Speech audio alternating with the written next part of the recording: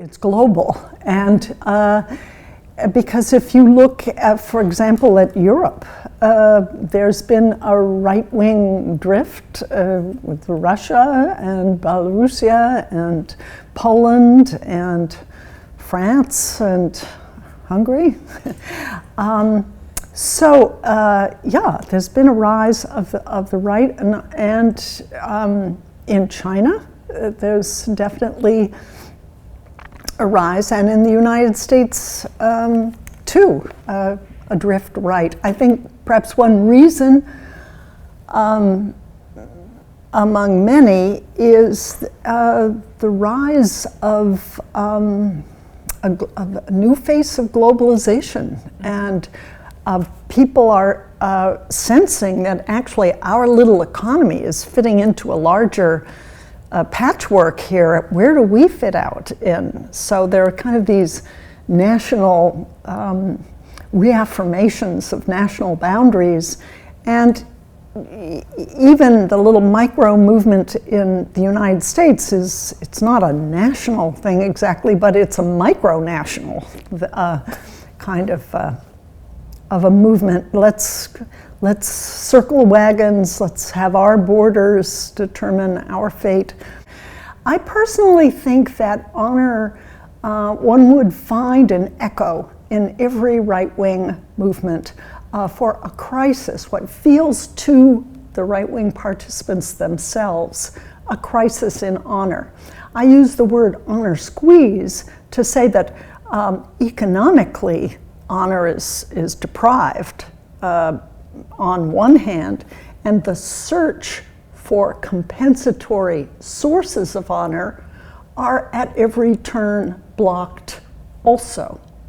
So on this side you're not getting it, on that side you're not getting it, you're squeezed, you're desiring to be affirmed, recognized, honored for in the ways that have meaning to you. I would imagine that that concept has different expressions in different nations, but I think we should really try it out across movements, because I think it would ring a bell. A deep story is, in a way, a believed, felt story that makes sense of personal experience. So it's your mind that does that. And the structure of the story is a feature of a mind. On the other hand, it reflects the experience of inequality or your location in a hierarchy that you believe determines your honor.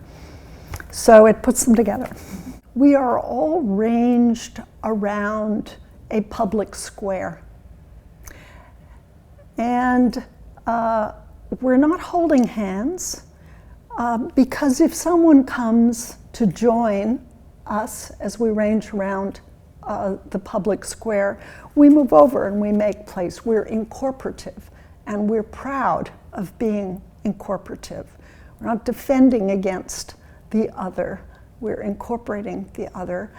And what's in the center of our deep story is a public square there's a state-of-the-art science museum for children. There are chess games going on. There are great schools. There's opera. There's libraries. A public sector that we are extremely proud of.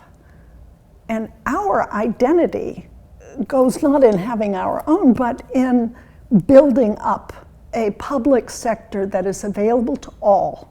Then, in our deep story, what happens is some people come in to this public square and start taking bricks out of the public school and chunks of concrete out of that fantastic library and museum.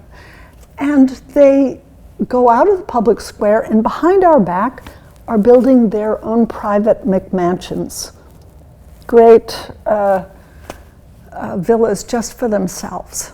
And they're trying to take away from what we share. the commons.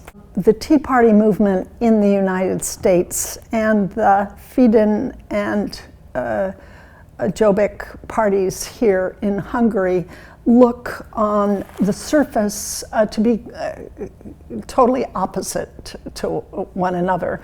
One is a complete rejection and allergy to any kind of government function, in essence, apart from the military and the police. And Fidesz movement seems to me not to be a rejection of the state, but an extension of it. Expression may be different, but I think there are surely commonalities.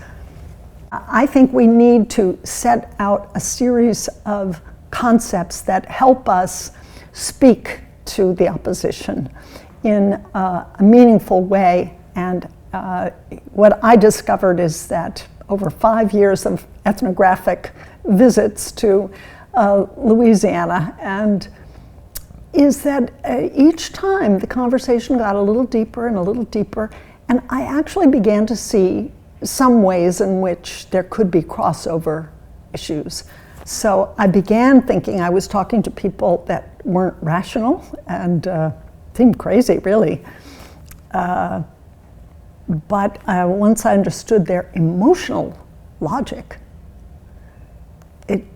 I could see, if I used those images, how they felt the way they did. And that isn't the end of the story. I think a deep story is a way of getting to concepts of the endurance self, for example, and really what are the symbols people feel hurt. I think we need to identify moments of hurt and speak to them, so that I think at the end of the day we would come away more respectful of them as people, and we would be able to have real conversations across differences, and we won't probably ever agree on many things, but there could be some common ground discovered, but only that way, I think.